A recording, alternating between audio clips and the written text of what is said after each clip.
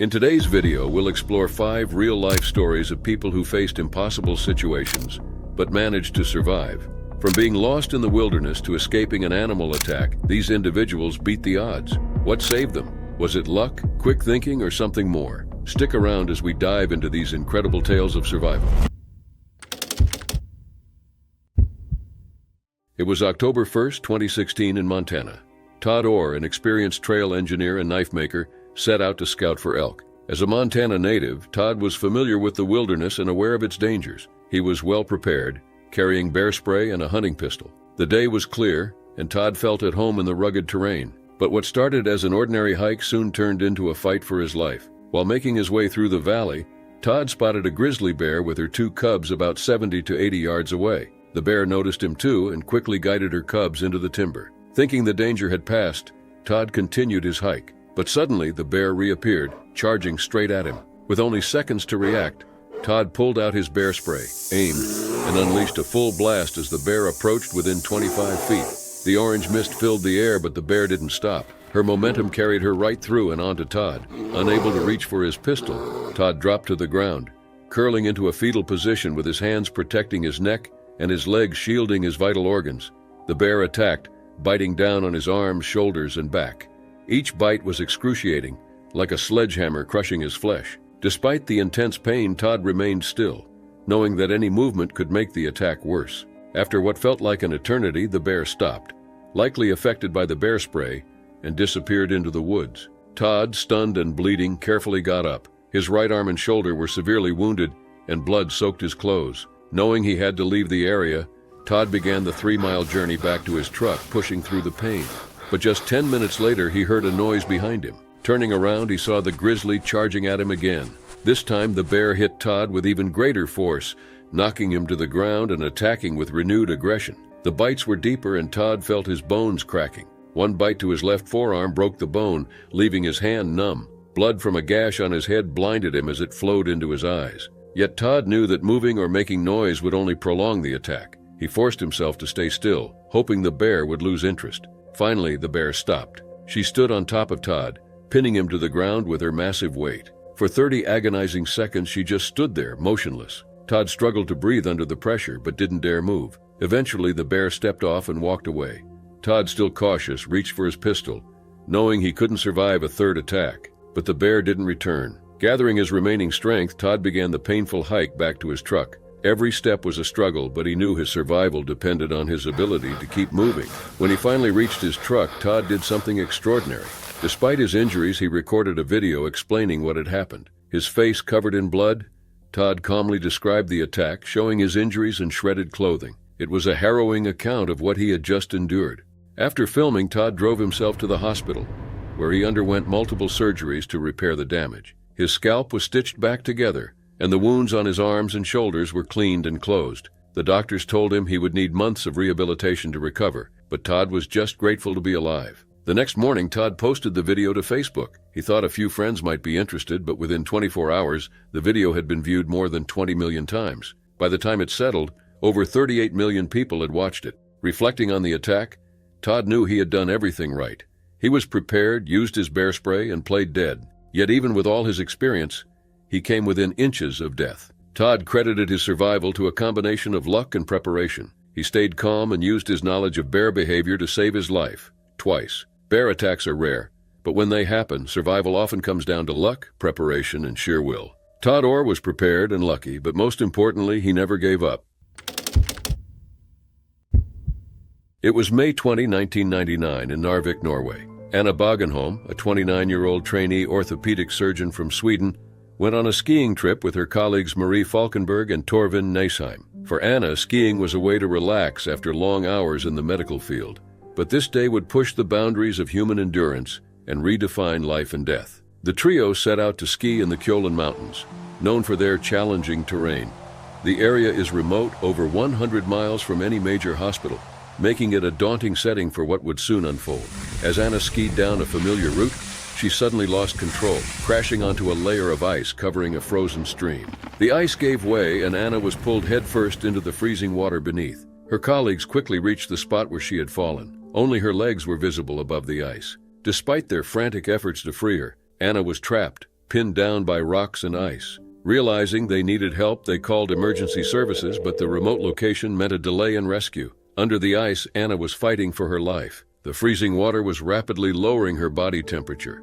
Hypothermia sets in when the body drops to 35 degrees Celsius. Anna's temperature plummeted far below that. Remarkably, she found a small pocket of air under the ice, which allowed her to breathe and stay conscious for as long as possible. For 40 minutes, Anna struggled to survive in the freezing water. Eventually, her body succumbed to the cold, her heart stopped beating, and she went limp. By the time rescuers arrived, she had been submerged for 80 minutes.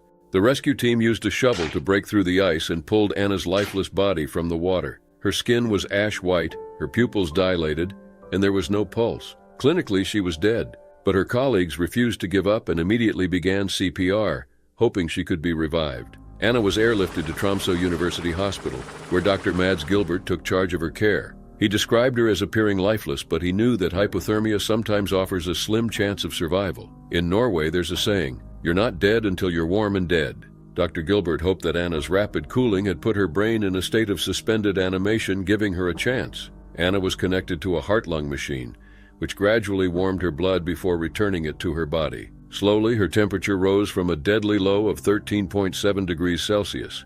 After hours of delicate work, something miraculous happened. Her heart restarted nearly 24 hours after she fell into the icy stream. Anna remained in a coma for 12 days.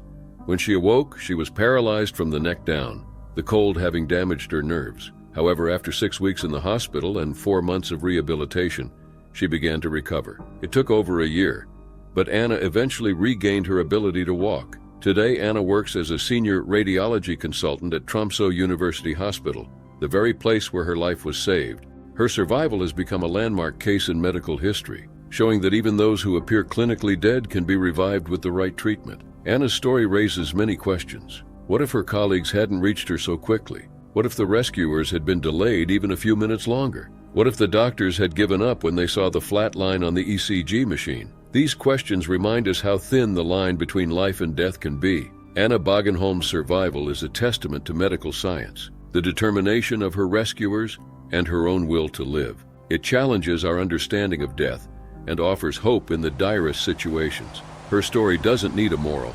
It stands as a powerful example that in life and in medicine, it's never too late to keep fighting. It was February 14th, 2007 in Manila, New South Wales, Australia. Ewa Wisniewska, a 35-year-old Polish paraglider, was there to train for the upcoming Paragliding World Championship. Known for her exceptional skill and determination, Ewa wasn't one to shy away from challenges. That day, she made a decision that nearly cost her life. Despite warnings of severe weather, Ewa chose to proceed with her training. She was aware of the dangers posed by the approaching thunderstorm, but felt the need to prepare for the competition. With her gear ready, Ewa launched herself into the sky, hoping to find strong thermals to lift her glider. However, the weather quickly took a turn for the worse. Dark clouds gathered, and the wind began to intensify. Ewa soon realized she was in trouble, but it was too late. The storm had become far more powerful than she had anticipated. As she tried to navigate away, she was caught in the storm's grip, turning what should have been a routine training flight into a struggle for survival. Ewa was about 2,500 feet above the ground when she encountered the first powerful updraft. The storm had created strong vertical winds, and Ewa's glider was no match for them. In a matter of seconds, she was being pulled upwards at an alarming rate of 67 feet per second. She fought to regain control, but the storm was in command now. As she ascended, the conditions worsened. The temperature plummeted, and Ewa, dressed for the warm Australian weather, wasn't prepared for the freezing cold at higher altitudes. At 3,000 feet, her hands and feet began to go numb as frostbite set in. Ewa was now being helplessly lifted higher into the storm. She knew that at such altitudes, oxygen levels would be dangerously low, and survival would be difficult. As she climbed past 10,000 feet, she struggled to breathe, and her vision started to blur. Lightning flashed through the clouds, and hailstones pelted her from all directions. Ewa's glider was being tossed around like a leaf in a hurricane, and she knew her chances of survival were slim. At 20,000 feet, the temperature dropped to a bone-chilling minus 58 degrees Fahrenheit. Ice began to form on her helmet, sunglasses, and instruments. Her body was shutting down from the cold and lack of oxygen. As she reached 24,000 feet, Ewa passed out, For nearly 40 minutes, she was unconscious, her body drifting through the storm. She eventually reached a staggering altitude of 32,000 feet, higher than Mount Everest. Miraculously, her heart rate had slowed down, putting her in a state of hibernation, which likely saved her life. As the storm began to weaken, Ewa slowly descended. The temperature started to rise, and oxygen levels improved. She regained consciousness at around 23,000 feet. Disoriented and freezing, Ewa knew she had to get down to safety. With great effort, she managed to steer her glider towards the ground. She spotted a farm in the distance and focused all her remaining strength on reaching it. After what seemed like an eternity, she finally touched down roughly 40 miles from her original launch site. Her body was battered and bruised, but she was alive. Local farmers found her and rushed her to a nearby hospital. Doctors feared she might have suffered brain damage, but after thorough examinations, they found that she had only frostbite and severe bruising. Ewa's survival was nothing short of miraculous. The odds of surviving such an ordeal were incredibly low. Another paraglider, He Jongpin, a 42-year-old Chinese competitor, was caught in the same storm and tragically did not survive. Reflecting on her experience, Ewa expressed both disbelief and gratitude. "You can't imagine the power," she said. The experience changed her, leaving a lasting impact on her life. Despite the terrifying ordeal, Ewa continued her paragliding career, later becoming a respected instructor in Bavaria, Germany. Her incredible survival story was documented in the film Miracle in the Storm. In 1985, in the harsh mountains of the Peruvian Andes, 25-year-old British climber Joe Simpson faced the most terrifying ordeal of his life. He and his 21-year-old climbing partner, Simon Yates, had set out to conquer the west face of Ciula Grande, a mountain standing at 6,344 meters. Their mission was risky, ambitious, and dangerous, but they were determined and confident. The climb to the summit went smoothly. The two climbers moved quickly and precisely, and after days of hard work, they reached the peak. But their triumph was short-lived. As they began their descent, the weather took a turn for the worse. A fierce storm rolled in, making their path down dangerous. Disaster struck when Joe lost his footing and fell down an ice cliff, severely breaking his right leg. The injury was devastating, especially at such a high altitude. Simon reached Joe and realized the severity of the situation. Joe was now unable to move on his own, and Simon was left with the daunting task of getting them both down the mountain. Despite the storm, Simon decided to lower Joe down the mountain using a rope. It was a slow, painstaking process. Every 150 feet, the knot joining their ropes would reach Simon's friction device, requiring Joe to take his weight off the rope while Simon adjusted it. It was working, but the situation soon became critical. As they descended, Joe was suddenly lowered over the edge of a cliff, leaving him dangling in the air with a deep crevasse below him. The knot had reached Simon's friction device, and they were now in a deadly situation. Simon couldn't lower Joe any further without pulling them both over the edge. For nearly 90 minutes, Simon held on, but he was losing strength, both physically and mentally. The storm was relentless, and Simon knew they couldn't hold on much longer. In a moment of desperate clarity, Simon made the heart-wrenching decision to cut the rope. Joe plunged into the crevasse below while Simon, overwhelmed with guilt, believed he had condemned his friend to die. Amazingly, Joe survived the fall, landing on a ridge inside the crevasse. Bruised, battered, and with his legs shattered, Joe was alive but trapped deep within the mountain. His first thought was of Simon. Had he been pulled over the edge too? When Joe found the loose rope, he realized Simon had cut it. Despite the dire situation, Joe wasn't angry. Instead, he felt relieved that Simon might still be alive. Joe knew he had to act quickly or die in the crevasse. He decided to climb down, hoping to find a way out. Miraculously, he discovered a slope of snow formed by avalanches that allowed him to crawl out of the crevasse. But his ordeal was far from over. He was still miles away from base camp, and his body was close to collapse. For the next 3 days, Joe crawled and stumbled across the glacier and down the mountain, driven by an intense will to survive. His journey was a nightmare of pain and exhaustion. As he neared the end of his strength, Joe began to hallucinate. Meanwhile, Simon had made it back to base camp, racked with guilt and grief, convinced Joe was dead. But just as Simon was about to leave, he saw a figure approaching. Joe, barely alive, had somehow made it. Joe's survival was nothing short of miraculous. He had crawled 6.5 miles with a shattered leg, lost nearly half his body weight, and endured unimaginable pain and isolation. His story was later told in the book Touching the Void, which became a bestseller and was adapted into a BAFTA-winning film and a critically acclaimed play. It was January 2006 in the vast, unforgiving Australian outback. Ricky Maggie, a 35-year-old man from Brisbane, was on a 3,000-mile journey across one of the most desolate regions on Earth. His destination was Port Hedland in Western Australia, where a new job awaited, driving his 2001 Mitsubishi Challenger along the Buntine Highway. Ricky had no idea that this trip would soon turn into a fight for survival that would test his limits and change his life forever. The exact details of how Ricky ended up stranded in the Tanami Desert remain unclear, with various versions of the story circulating. In one account, he encountered hitchhikers who had run out of gas and needed help. Ricky offered them a ride, and one of the men gave him a drink during the journey. Shortly after, he felt dizzy and passed out. When he woke up, he was in a shallow grave, naked, with only a black plastic sheet covering him. Dingoes were scratching at the dirt around him, trying to get to his body. In another version, he was drugged by a single Aboriginal hitchhiker, and in yet another, he was attacked by 3 men who left him in the desert after stealing his car and shoes. Regardless of the version, Ricky was now stranded in one of the harshest environments on Earth, with no food, no water, and no clear way out. The desert's brutal conditions, with temperatures soaring above 40 degrees Celsius or 104 degrees Fahrenheit during the day and dropping at night, posed an immediate threat to his survival. Despite the dire situation, Ricky drew on his tough life experiences.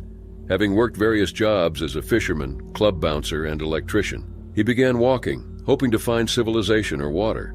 For 10 days, he walked slowly through the barren desert, enduring the blistering heat and frequent blackouts from exhaustion. With no food or water, he resorted to eating whatever he could find, including lizards, frogs, and even insects like ants and grasshoppers. Water was even scarcer, but Ricky drank from dams and watering holes when he could, and even drank his urine when desperate. As days turned into weeks, Ricky's body wasted away. He dropped from 233 pounds to just 105 pounds, his skin burned by the relentless sun. Yet he knew he couldn't give up. Using his survival skills, Ricky built a makeshift shelter from an overturned cattle feed trough, branches, and stones, which provided some protection. However, it also attracted dingoes, wild dogs that prowled the area looking for food. Every night he blocked the entrance to his shelter, fearing the dingoes would attack him. The physical and mental toll of Ricky's ordeal was immense. Isolation and despair threatened to overwhelm him, and he found himself slipping into madness. To stay sane, he mentally replayed episodes of The Simpsons,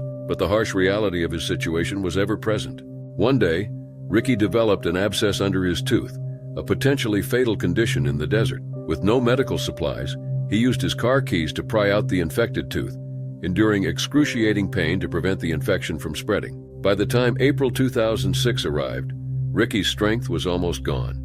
He was on the brink of death, having lost hope of ever being rescued. On April 5, 2006, after 71 days of unimaginable suffering, Ricky's ordeal came to an end. A group of jackaroos, cattle station workers, found him near a dam on a remote cattle property. They described him as a walking skeleton, barely able to stand or walk. He was undernourished, sunburned, and weak, but he was alive. The jackaroos immediately flew Ricky to Royal Darwin Hospital, where he was treated for severe malnutrition and dehydration. Despite the horrific conditions he had endured, Ricky was found to be well hydrated. After 6 days in the hospital, he was discharged, having lost over half of his body weight. Ricky's survival story quickly gained international attention, but questions remained. How had he ended up in the desert? Why were there so many conflicting versions of his story? Despite doubts and skepticism, Ricky stood by his account. Whatever the truth, one thing is clear: Ricky McGee survived an ordeal that few could endure.